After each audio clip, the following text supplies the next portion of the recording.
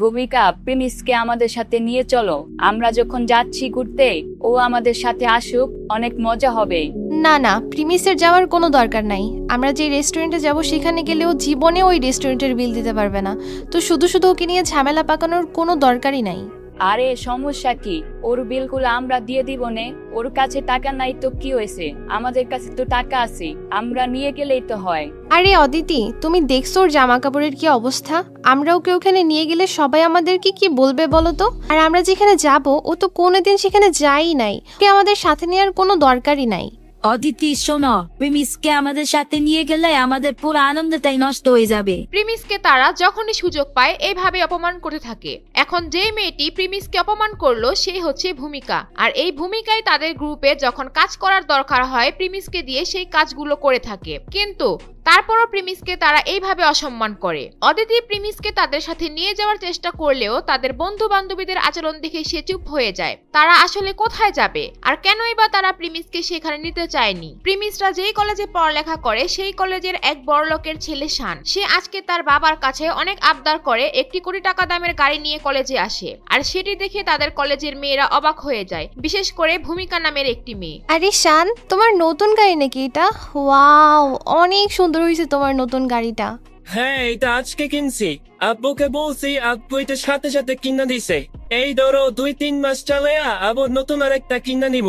ভূমিকা এই ছেলেটির কথা শুনে একদম লোভে পড়ে যায় এবং বড়লোক ছেলেটির প্রেমে পড়ে যায়। এমনকি সাথে সাথে ছেলেটির সাথে ফ্লার্ট করাও শুরু করে। এখনকার কলেজ পড়ুয়া মেয়েগুলা বড়লোকের টাকাওয়ালা রিচ কিড দেখলেই তারা প্রেমে পড়ে যায়, সোজাসুজি বলতে গেলে লোভে পড়ে যায়। যাই হোক, এরপর সে ভূমিকা শানকে বলে, আরে হিরো, গাড়িতে কি একা একাই ঘুরবা নাকি আমাদের সবাইকে নিয়েও ঘোরাবা? আর হিরোর গাড়িতে হিরোই না থাকলে কি জমবে? আরে কি যে বলো না, আমি তো গাড়ি কিনছি সবার সাথে ঘোরার জন্য। কখন কোথায় যাবা শুধু আমাকে বলবা। আরে হিরো, শুধু কি গাড়িতে ঘুরাইলেই হবে নাকি? হ্যাঁ, এই যে তুমি গাড়ি কিনলা সেই উপলক্ষে আমাদেরকে ট্রিট দিবা না? আমরা কিন্তু ট্রিট চাই। আচ্ছা ঠিক আছে, তোমরা কি খাইবা বলো। আর যারা যারা ঘুরতে চাইবা তারা গাড়ি তুইটা পড়ো, আজকে তোমাদেরকে নিয়ে সারাদিন ঘুরবো।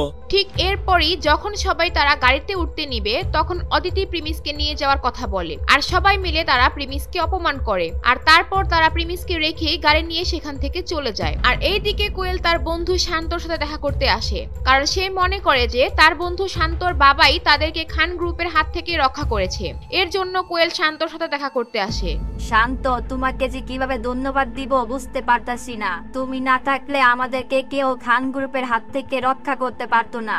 আমার আব্বু তোমাকে অনেক অনেক ধন্যবাদ দিতে বলছে।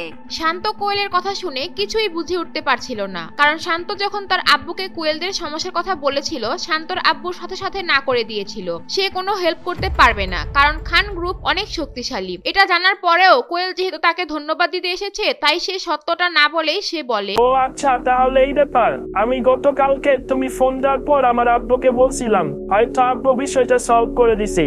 আমার আব্বু আসলে মানুষের অনেক হেল্প করতে পছন্দ করতো, তাই মনে হয় তোমার কাজটা করে দিছি।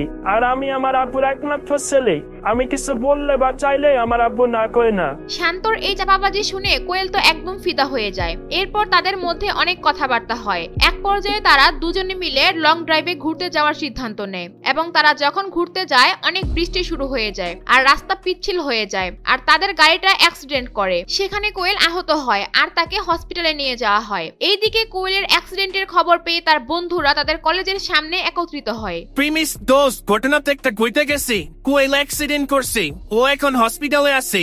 আয় হায়, কি বলিস? কেমনে হইলো? আর ও এখন সুস্থ আছে নাকি? ও এখন কোথায় আছে? শান্তর সাথে বাইকে ঘুরতে গিয়ে অ্যাক্সিডেন্ট করছে, হাত পায়ের মধ্যে অনেক ব্যথাও পাইছে। আমরা সবাই মিলে এখন দেখতে যাবো ওকে। তুই কি যাবি আমাদের সাথে? আমার যাওয়াটা ঠিক হবে না। ও আমাকে এমনিতেই দেখতে পারে না। আমি গেলে ও আর উত্তেজিত হয়ে যাবে, পরে ও আর অসুস্থ হয়ে যাবে। এর চেয়ে ভালো তোরা সবাই মিলে দেখে আয়। আমিও যাইতে চাইছিলাম না, কারণ ও তোর সাথে সবসময় খারাপ ব্যবহার করে। এখন যাচ্ছি কারণ ওর বাসায় নিয়ে আমাদেরকে খাওয়াইলো, আবার ওর রোষ্টির খুব ভালো বন্ধু, তাই যাইতেছি। আচ্ছা তুই থাক, আমরা ওর সাথে দেখা করে আসি। এরপর প্রিমিসের বন্ধুরা চলে যায় কোয়েলের সাথে দেখা করার জন্য। আর এইদিকে প্রিমিসের ফোনে একটি কল আসে আন্নুর কারোর নাম্বার থেকে। প্রিমিস যখন কলটা রিসিভ করে তখন অপর পাশ থেকে একজন বলে, হ্যালো প্রিমিস বাবা, আমি কাশিম মিয়া। আমার ফোনটা অফিসে রাখাচ্ছি, তাই এই নাম্বার দিয়ে ফোন দিলাম। জি কাশেম আঙ্কেল বলেন, আমি শুনতেছি, কোনো সমস্যা নাই। প্রিমিস বাবা, তুমি তো জানোই কিছুদিন আগে তুমি তোমাদের পরিবারে গরিব পরীক্ষায় পাস করছিলা। এখন থেকে পরিবারের সমস্ত পাওয়ার আর বিজনেসের দায়িত্ব পেয়েছো।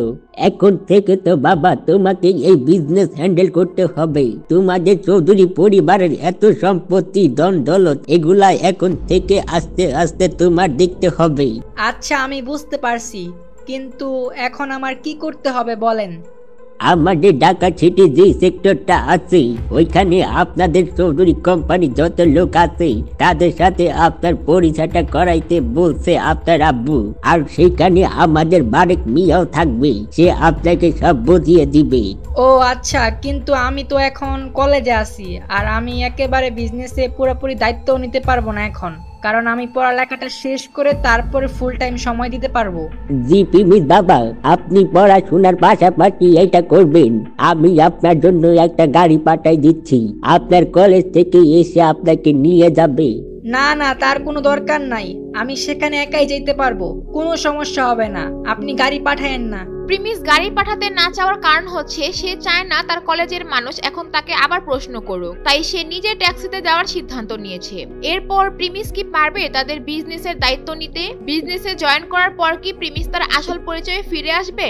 আপনারা কি চান প্রিমিস তার আসল পরিচয় নিয়ে সামনে আসুক? প্রিমিসের সাথে আরো কি হতে যাচ্ছে সামনে, সেগুলো জানতে চাইলে দিবস গেমিং এর ইউটিউব চ্যানেলের সাথেই থাকুন। যারা এই ভিডিওটি ফেসবুক পেজ থেকে দেখতেছেন তারা অবশ্যই পেজটিকে একটি ফলো দিয়ে রাখুন।